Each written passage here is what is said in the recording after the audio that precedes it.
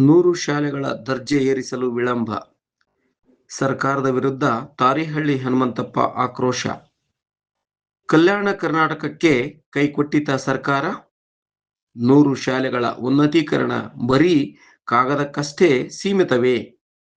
ಕರವೇ ಸ್ವಾಭಿಮಾನಿ ಸೇನೆಯಿಂದ ಉಗ್ರ ಹೋರಾಟದ ಎಚ್ಚರಿಕೆ. ಬಜೆಟ್ನಲ್ಲಿ ದೊಡ್ಡ ದೊಡ್ಡ ಭರವಸೆಗಳನ್ನ ನೀಡಿ ನಂತರ ಮರೆತು ಬಿಡುವುದು ಈ ಸರ್ಕಾರಕ್ಕೆ ಅಭ್ಯಾಸವಾಗಿ ಬಿಟ್ಟಿದೆಯಾ? ಕಲ್ಯಾಣ ಕರ್ನಾಟಕದ ಬಡ ವಿದ್ಯಾರ್ಥಿಗಳ ಭವಿಷ್ಯದ ಜೊತೆ ಶಿಕ್ಷಣ ಇಲಾಖೆ ಆಟವಾಡುತ್ತಿದೆಯಾ? ಬಜೆಟ್ ಘೋಷಣೆಯಾಗಿ ತಿಂಗಳುಗಳು ಕಳೆದರೂ ಆದೇಶ ಮಾತ್ರ ಹೊರಬಿದ್ದಿಲ್ಲ. 2025-26 ಬಜೆಟ್ನಲ್ಲಿ ಕಲ್ಯಾಣ ಕರ್ನಾಟಕ ಭಾಗದ ಒಟ್ಟು 100 ಸರ್ಕಾರಿ ಹಿರಿಯ ಪ್ರಾಥಮಿಕ ಶಾಲೆಗಳನ್ನ ಪ್ರೌಢಶಾಲೆಗಳನ್ನಾಗಿ ಉನ್ನತೀಕರಿಸುವುದಾಗಿ ಸರ್ಕಾರ ಅದ್ಧೂರಿಯಾಗಿ ಭರವಸೆ ನೀಡಿತ್ತು. ಉನ್ನತೀಕರಣಗೊಳ್ಳಬೇಕಾದ ಶಾಲೆಗಳ ಜಿಲ್ಲಾವಾರು ವಿವರ ಈ ಕೆಳಗಿನಂತಿದೆ. ರಾಯಚೂರು 27 ಶಾಲೆಗಳು, ವಿಜಯನಗರ ಜಿಲ್ಲೆ 20 ಶಾಲೆಗಳು, ಕಲಬುರಗಿ 19 ಶಾಲೆಗಳು, ಕೊಪ್ಪಳ 14 ಶಾಲೆಗಳು, ಯಾದಗಿರಿ 14 ಶಾಲೆಗಳು, ಬಳ್ಳಾರಿ 5 ಶಾಲೆಗಳು, ಬೀದರ್ನ 1 ಶಾಲೆ. ಬಜೆಟ್ ಘೋಷಣೆಯಾಗಿ ಇಷ್ಟು ದಿವಸಗಳಾದರೂ ಶಿಕ್ಷಣ ಇಲಾಖೆಯಾಗಲಿ KKRDB ಮಂಡಳಿಯಾಗಲಿ ಇದುವರೆಗೂ ಯಾವುದೇ ಅಧಿಕೃತ ಆದೇಶ ಹೊರಡಿಸಿಲ್ಲ.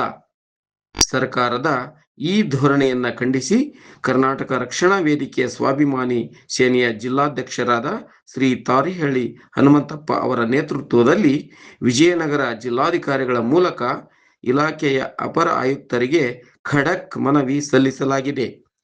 ತಕ್ಷಣವೇ ಅಧಿಕೃತ ಆದೇಶ ಹೊರಡಿಸದಿದ್ದರೆ ರಾಜ್ಯಾದ್ಯಂತ ಉಗ್ರ ಹೋರಾಟ ರೂಪಿಸುವುದಾಗಿ ಎಚ್ಚರಿಸಿದ್ದಾರೆ. ವರದಿ ಮಂಜುನಾಥ್ ಕೆ ಉತ್ತಂಗಿ. ಸ್ಥಳೀಯ ಸುದ್ದಿಗಳಿಗಾಗಿ ಸಂಪರ್ಕಿಸಿ 9164641745. ಜಿಲ್ಲಾಧ್ಯಕ್ಷರು ಹೇಳಿದಂತ 100 ಶಾಲೆ ಕರ್ನಾಟಕ ಶಿಕ್ಷಣ ಆಯುಕ್ತರಿಗೆ, ಕಲ್ಯಾಣ ಕರ್ನಾಟಕ ಶಿಕ್ಷಣ ಆಯುಕ್ತರಿಗೆ, ಕಲ್ಯಾಣ ಕರ್ನಾಟಕ ಶಿಕ್ಷಣ ಆಯುಕ್ತರಿಗೆ ಬೆಕ್ಕೆ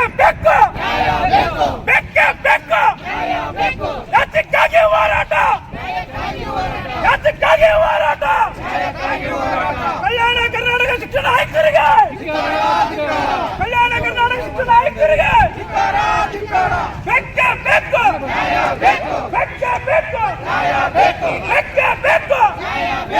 ಕಲ್ಯಾಣ ಕರ್ನಾಟಕ ಶಿಕ್ಷಣ ಆಯುಕ್ತರಿಗೆ, ಶಿಕ್ಷಣ ಆಯುಕ್ತರಿಗೆ ಬೆಕ್ಕೆ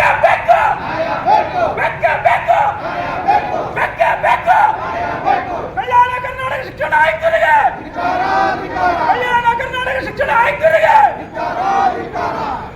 ಯಾತಕ್ಕಾಗಿ ಹೋರಾಟ? ಕಲ್ಯಾಣ ಕರ್ನಾಟಕ ಆಯುಕ್ತರಿಗೆ, ಕಲ್ಯಾಣ ಕರ್ನಾಟಕ ಆಯುಕ್ತರಿಗೆ ಎಲ್ಲಿಯವರೆಗೂ ಹೋರಾಟ?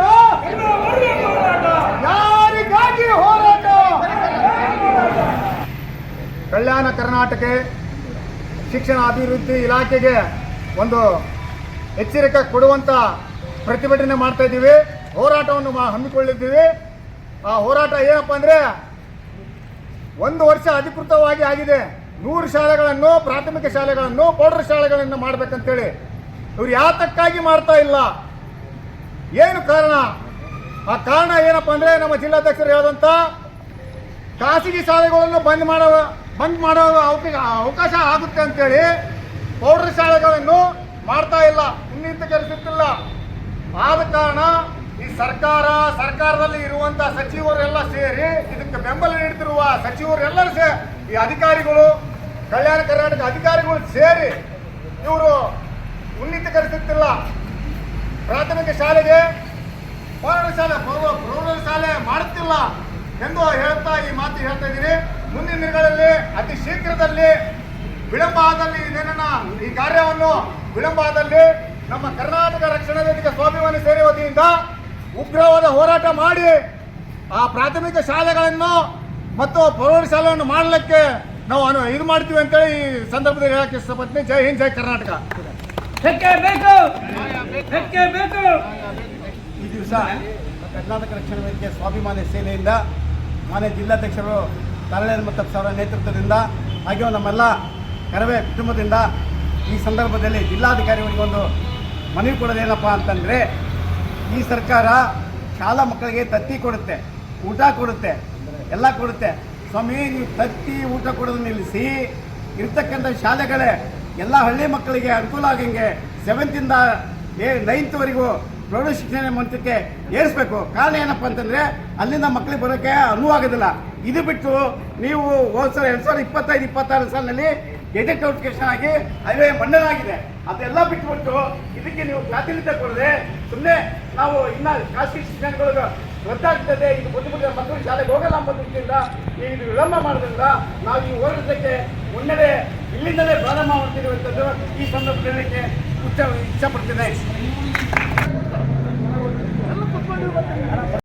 ಸೇನೆ ಐತಿ ನಮ್ಮ ಜಿಲ್ಲಾ ಅಧ್ಯಕ್ಷರ ಸಮ್ಮುಖದಲ್ಲಿ ಇವತ್ತೇನು ಹಮ್ಮಿಕೊಂಡಿದ್ದೀವಿ. ಕಲ್ಯಾಣ ಕರ್ನಾಟಕ ಪ್ರದೇಶ ಅಭಿವೃದ್ಧಿ ಮಂಡಳಿ ವತಿಯಿಂದ ನಮ್ಮ ಕಲ್ಯಾಣ ಕರ್ನಾಟಕ ಭಾಗ ಅಂದರೆ ಬೀದರ್, ಗುಲ್ಬರ್ಗ, ರಾಯಚೂರು, ಬಿಜಾಪುರ, ಬಳ್ಳಾರಿ, ಕೊಪ್ಪಳ ಹಾಗೂ ವಿಜಯನಗರ ಜಿಲ್ಲೆಗೆ ಸುಮಾರು 100 ಅಂದರೆ ಪ್ರೈಮರಿ ಸ್ಕೂಲಿಂದ ಹೈಸ್ಕೂಲ್ಗೆ ಅಪ್ಗ್ರೇಡ್ ಆಗಲಿಕ್ಕೆ ಸುಮಾರು 3 ವರ್ಷಗಳ ಬಜೆಟ್ಗಳಲ್ಲಿ ಅನುದಾನವನ್ನು ಕಲ್ಯಾಣ ಪ್ರದೇಶ ಮಂಡಳಿಗೆ ಬಿಡುಗಡೆ ಆಗಿರ್ತದೆ. ಈ ಕಲ್ಯಾಣ ಕರ್ನಾಟಕ ಪ್ರದೇಶ ಮಂಡಳಿ ಆಯುಕ್ತರು ಆಗಿರ್ಬೋದು, ಸಂಬಂಧಪಟ್ಟಿದ ಬೋರ್ಡ್ ಆಗಿರ್ಬೋದು, ಯಾತಕ್ಕಾಗಿ ನಮ್ಮ ಕಲ್ಯಾಣ ಕರ್ನಾಟಕಕ್ಕೆ ಈ ಪ್ರೈಮರಿ ಸ್ಕೂಲಿಂದ ಹೈಸ್ಕೂಲ್ಗೆ ಯಾಕೆ ಅಪ್ಗ್ರೇಡ್ ಮಾಡ್ತಾ ಇಲ್ಲ? ಇಡೀ ನಾವು ಅಮೂಲ್ಯವಾದದ್ದು ಎಜುಕೇಶನ್. ಈಗಿನ ಮಕ್ಕಳೇ ನಾಳಿನ ಪ್ರಜೆಗಳು ಅಂತೇಳಿ ಆಗ್ತಾರೆ. ಅಂದ್ರೆ ಇಲ್ಲಿ ಮೀನಿಂಗ್ ಏನಾಗಿದೆ ಅಂದ್ರೆ, ಸರ್ಕಾರ ಶಾಲೆಗಳು ಅಂದ್ರೆ ಅಷ್ಟಕ್ಕಷ್ಟಕ್ಕೆ ಇರಲಿ, ಅದೇ ಪ್ರೈವೇಟ್ ಶಾಲೆಗಳು ಅಂದ್ರೆ ಅಷ್ಟು ಡೊನೇಷನ್ ಇಷ್ಟು ಫೀಸ್ಗಳು ಕಟ್ಟಲಿಕ್ಕೆ ಯಾರ ಕೈಯಲ್ಲಿ ಯೋಗ್ಯತೆ ಆಗೋದಿಲ್ಲ. ಇವತ್ತು ಪ್ರಜಾಪ್ರಭುತ್ವದಲ್ಲಿ ಸರ್ಕಾರದವರು ಇಲ್ಲದೆ ಜನಗಳು ಸೇವೆ ಮಾಡಲಿಕ್ಕೆ ಹಾಗೂ ವಿದ್ಯಾಭ್ಯಾಸ ಮಕ್ಕಳು ಕೊಟ್ಟು ಅವರು ಉನ್ನತ IAS, IPS, KS ಅಥವಾ ಜುಡಿಷಿಯಲ್ ಎಲ್ಲ ಅಂಗಗಳಲ್ಲಿ ಹೋಗ್ಲಿಕ್ಕೆ ತಾವು ಸರ್ಕಾರದಿಂದ ಅನುದಾನವನ್ನ ಕಲ್ಯಾಣ ಕರ್ನಾಟಕಕ್ಕೆ ಕೂಡಲೇ ತಾವು ಎಚ್ಚೆತ್ತುಕೊಂಡು ಈ 100 ಶಾಲೆಗಳನ್ನ ಟೋಟಲ್ ಎಂಟೈರ್ ಕಲ್ಯಾಣ ಕರ್ನಾಟಕಕ್ಕೆ ಕೂಡಲೇ ಅದನ್ನ ಗಮನಿಸಿ ಮಾನ್ಯ ಮುಖ್ಯಮಂತ್ರಿಗಳು ಹಾಗೂ ಸರ್ಕಾರ ಹಾಗೂ ಕಲ್ಯಾಣ ಕರ್ನಾಟಕ ಬೋರ್ಡ್ ಕೂಡಲೇ ಅದನ್ನ ಅನುದಾನ ಬಿಡುಗಡೆ ಮಾಡಿ ಸಂಬಂಧಪಟ್ಟಿದ ಪ್ರೈಮರಿಯಿಂದ ಹೈಸ್ಕೂಲ್ಗೆ ಅಪ್ಗ್ರೇಡ್ ಮಾಡ್ಬೇಕಂತೇಳಿ ನನಗೆ ಮಾತನಾಡಲು ಅವಕಾಶ ಮಾಡಿಕೊಡಕ್ಕೆ ಎಲ್ಲರಿಗೆ ಧನ್ಯವಾದಗಳು.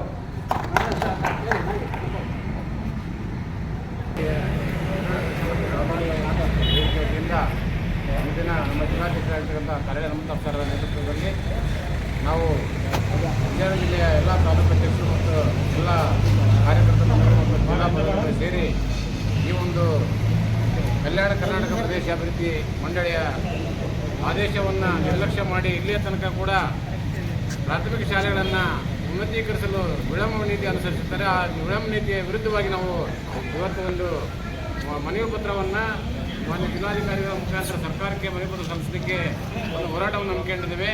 ಈ ಒಂದು ಹೋರಾಟದಲ್ಲಿ ಇಷ್ಟೇ ಪ್ರಾಮುಖ್ಯತೆ ಏನಪ್ಪ ಅಂತ ಹೇಳಿದ್ರೆ, ಇಲ್ಲಿ ಉನ್ನತೀಕರಿಸಿದ ಪ್ರೌಢಶಾಲೆ ಅಂತಂದರೆ 8, 9 ಮತ್ತು 7, 8, 9, 10ನೇ ತರಗತಿ ಇರ್ತಕ್ಕಂಥ ಶಾಲೆಗಳಿಗೆ ಪ್ರಾಥಮಿಕ ಶಾಲೆಗಳನ್ನು ಅಪ್ಗ್ರೇಡ್ ಮಾಡಬೇಕಂತ ವ್ಯವಸ್ಥೆ ಇದೆ.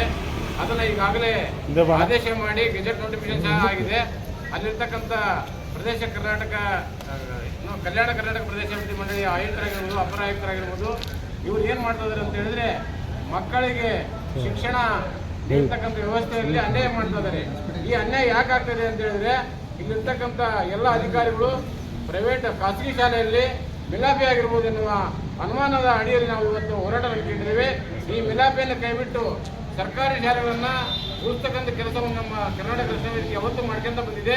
ಆ ನಿಟ್ಟಿನಲ್ಲಿ ಇವತ್ತು ಏನು ನಮ್ಮ ಪ್ರದೇಶಾಭಿವೃದ್ಧಿ ಕಲ್ಯಾಣ ಕರ್ನಾಟಕ ಪ್ರದೇಶಾಭಿವೃದ್ಧಿ ಆಯುಕ್ತರು ಕೂಡಲೇ ಎಚ್ಚೆತ್ತುಕೊಂಡು ಅಲ್ಲಿನ ಸಂಬಂಧಪಟ್ಟ ಸಚಿವರಿಗೆ, ಸಂಬಂಧಪಟ್ಟ ಸರ್ಕಾರಕ್ಕೆ ನಮ್ಮ ಈ ಒಂದು ಮನವಿ ಪತ್ರದ ಮುಖಾಂತರ ನಾವು ಕೊಟ್ಟಿರ್ತಕ್ಕಂಥ ಮನವಿ ಪತ್ರವನ್ನು ಅವರಿಗೆ ಸಲ್ಲಿಸುವ ಮುಖಾಂತರ ಈ ಕೂಡಲೇ ಇಲ್ಲಿರ್ತಕ್ಕಂಥ ಪ್ರಾಥಮಿಕ ಶಾಲೆಗಳನ್ನು ಉನ್ನತೀಕರಿಸಿದ ಪ್ರೌಢಶಾಲೆಗಳಾಗಿ ಮಾಡಬೇಕು.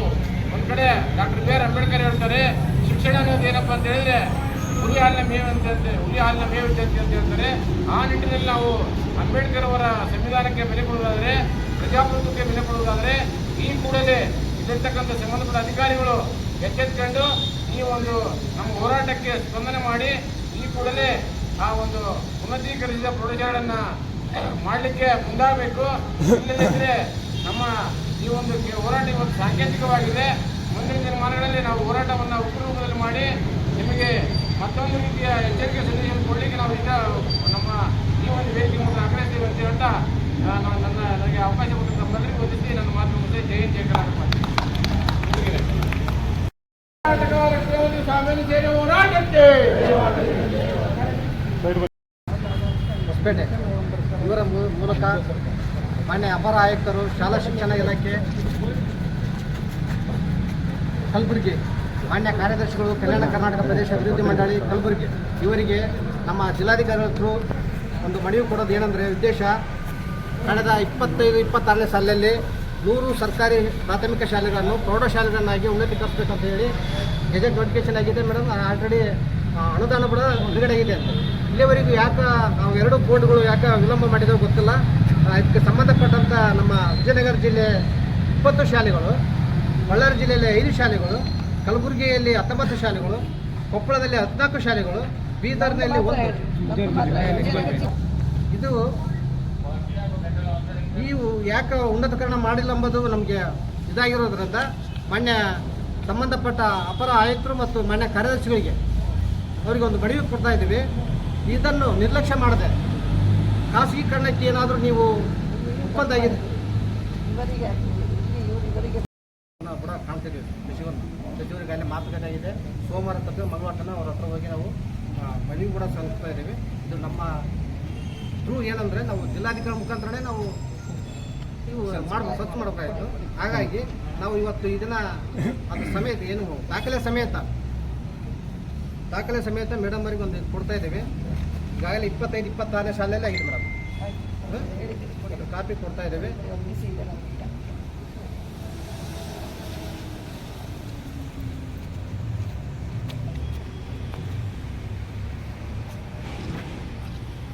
ಮನವಿ ಏನಿದೆ ಆ ಮನವಿನ ನಮ್ಮ ಸಂಬಂಧಪಟ್ಟ ಅಧಿಕಾರಿಗಳಿಗೆ ಕಳಿಸ್ಕೊಡ್ತೇನೆ. ಅದೇ ಮೇಡಮ್, ಚೇಂಜ್ ಮಾಡಬೇಕು. ಇನ್ನೊಂದು ವಿಷಯ, ಮೊನ್ನೆ 20 ದಿನದ ಹಿಂದೆ ನಿರಾಶ್ರಿತಿಗೆ ಆಶ್ರಯ ಮನೆಗೆ ಹೋಗ್ಕೊಡ್ರಿ, ಜಾಗ ಹೊರತು ಒಂದು ಮನೆ ಕೊಟ್ಟಿದ್ವಿ. ಅದ್ರ ಬಗ್ಗೆ ನಿಮ್ಗೆ ಯಾವುದೇ ಪ್ರತ್ಯುತ್ತರ ಕಳ್ಸಿರ್ತೀವಿ, ಅವ್ರು ಪುಟಪ್ ಮಾಡಿ ಇಲ್ಲ ಕಳ್ಸೋ ಮೇಡಮ್ ಅವ್ರಿಗೆ ಮಾತಾಡಿದ್ವಿ ಮೇಡಮ್. ತಹಸೀಲ್ದಾರ್ ಮೇಡಮ್ ಅವ್ರಿಗೆ ಮಾತಾಡಿದ್ವಿ. ಅಲ್ಲ ವಿಎಗಳೆಲ್ಲ ಕಳಿಸ್ತೀವಿ. ಬಟ್ 1-2 ಸರ್ವೆ ನಂಬರ್ ಎಲ್ಲ ಹೋಗಿದ್ದಾರೆ ಅವರು. ಬೇರೆ ಎಲ್ಲ ರಕ್ಷಣೆ ಮಾನ್ಯ ಜಿಲ್ಲಾಧಿಕಾರಿಗಳ ಮೂಲಕ ಅಪರ ಕಾರ್ಯದರ್ಶಿಗಳು, ಕಲ್ಯಾಣ ಕರ್ನಾಟಕ ಪ್ರದೇಶ ಅಭಿವೃದ್ಧಿ ಮಂಡಳಿ ಕಲಬುರಗಿ ಇವರಿಗೆ ಒಂದು ಮನವಿ ಸಲ್ಲಿಸ್ತಾ ಇದ್ದೀವಿ. ಕಾರಣ ಇಷ್ಟೇ, ಕಳೆದ ಬಜೆಟ್ನಲ್ಲಿ 2025-26ನೇ ಸಾಲಿನಲ್ಲಿ ಈ ಒಂದು ಕಲ್ಯಾಣ ಕರ್ನಾಟಕ ಭಾಗದಲ್ಲಿ 100 ಪ್ರಾಥಮಿಕ ಶಾಲೆಗಳನ್ನು ಉನ್ನತೀಕರಿಸಬೇಕು, ಪ್ರೌಢ ಶಿಕ್ಷಣವಾಗಿ ಮಾಡಬೇಕು. ಅಂದರೆ ಅಪ್ ಟು 7th ಅಲ್ಲಿಂದ 10ನೇ ತರಗತಿವರೆಗೂ ಒಂದು ಅಪ್ಗ್ರೇಡ್ ಮಾಡಬೇಕು ಎಂಬ ಒಂದು ಇದರಲ್ಲಿ ಆ ಅನುದಾನ ಕೂಡ ಬಿಡುಗಡೆ ಇದೆ. ಇಲ್ಲಿಯವರೆಗೂ ಯಾವುದೇ ರೀತಿಯಿಂದ ಒಂದು ಸರ್ವೆ ಆಗಲಿ ಯಾವುದಾದ್ರೂ ಮಾಡಿಲ್ಲ. ಸರ್ವೆ ಮಾಡಿ ಫಸ್ಟ್ ಇಂಥ ಸ್ಕೂಲು ಇಂಥ ಊರು ಅಂತೇಳಿ ಒಂದು ಗುರುತು ಮಾಡಿದ್ದಾರೆ. ಅದನ್ನು ಇಲ್ಲಿಯವರೆಗೂ ಯಾವುದೇ ಡೆವಲಪ್ಮೆಂಟ್ ಮಾಡಿಲ್ಲ. ಅದಕ್ಕೋಸ್ಕರ ಒಂದು ವಿಳಂಬ ಆಗಿದ್ದಕ್ಕೋಸ್ಕರ ಆ ಒಂದು 2 ಬೋರ್ಡಿಗೆ ನಾವು ನಮ್ಮ ಜಿಲ್ಲಾಧಿಕಾರಿ ಮುಖಾಂತರ ಒಂದು ಮನವಿ ಸಲ್ಲಿಸಿದ್ದೀವಿ. ಮುಂದಿನ ದಿನಗಳಲ್ಲಿ ಏನಾದರೂ ಇದು ವಿಳಂಬ ಆದಲ್ಲಿ ಸೋಮವಾರ ತಪ್ಪಿದ್ರೆ ಮಂಗಳವಾರ ದಿನ ನಾವು ಮಧು ಬಂಗಾರಪ್ಪ ಅವರ ಶಿಕ್ಷಣ ಸಚಿವರು ನಾವು ಒಂದು ಭೇಟಿಯಾಗಿ ಬರ್ತಾ ಇದ್ದೀವಿ. ಅವ್ರ ಹತ್ರ ನಮಗೆ ವಿಳಂಬ ಆಯಿತು ಅಂದರೆ ಉಗ್ರವಾದ ಪ್ರತಿಭಟನೆ ಅಂದರೆ ಯಾವುದು ಜಿಲ್ಲಾಧಿಕಾರಿ ಕಚೇರಿ ಬಂದ್ ಮಾಡೋಂಥ ಕಾರ್ಯಕ್ರಮವನ್ನು ನಾವು ಮುಂದೆ ಹಾಕ್ತಿದ್ವಿ.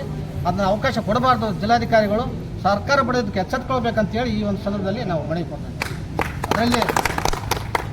ಅದರಲ್ಲಿ ವಿಶೇಷವಾಗಿ ನಮ್ಮ ವಿಜಯನಗರ ಜಿಲ್ಲೆಗೆ 20 ಶಾಲೆಗಳು ಅಪ್ಗ್ರೇಡ್ ಆಗಿದ್ದಾವೆ. ಇಡೀ 100ರಲ್ಲಿ ಒಂದು 20% ನಮ್ಮದೇ ಇದೆ. ಹಾಗಾಗಿ ನಾವು ಇಡೀ ಕಲ್ಯಾಣ ಕರ್ನಾಟಕದ ಪರವಾಗಿ ನಮ್ಮ ವಿಜಯನಗರ ಜಿಲ್ಲೆಯಿಂದಲೇ ನಾವು ಈ ಒಂದು ಹೋರಾಟ ಪ್ರಾರಂಭ ಮಾಡ್ತೀವಿ. ನಾಳೆ ನಡೆದ ಒಂದು ಹಂತವಾಗಿ ನಮ್ಮ ಕಲ್ಯಾಣ ಕರ್ನಾಟಕದ ಎಲ್ಲ ಜಿಲ್ಲಾ ಕೇಂದ್ರಗಳಲ್ಲಿ ಈ ಒಂದು ಹೋರಾಟ ನಮ್ಮ ಕರ್ನಾಟಕ ಸ್ವಾಭಿಮಾನ ಸೇನೆಯಿಂದಲೇ ಆಗುತ್ತೆ ಅಂತೇಳಿ ಈ ಸಂದರ್ಭ ಹೇಳ್ತಾರೆ. ಜೈ ಹಿಂದ್, ಜೈ ಕರ್ನಾಟಕ. ಮಂಡಳಿಗೆ ಕಲ್ಯಾಣ ಕರ್ನಾಟಕ ಆಪ್ತರಿಗೆ, ಕಲ್ಯಾಣ ಕರ್ನಾಟಕ ಆಯುಕ್ತರಿಗೆ, ಕಲ್ಯಾಣ ಕರ್ನಾಟಕ ಅಭಿವೃದ್ಧಿ ಆಯುಕ್ತರಿಗೆ ಯಾತಕ್ಕಾಗಿ ಹೋರಾಟ, ಯಾರಿಗಾಗಿ ಹೋರಾಟ, ಯಾರಿಗಾಗಿ ಹೋರಾಟ? ಕರ್ನಾಟಕ ರಕ್ಷಣಾ ವೇದಿಕೆ ಸ್ವಾಭಿಮಾನಿ ಸೇನೆಗೆ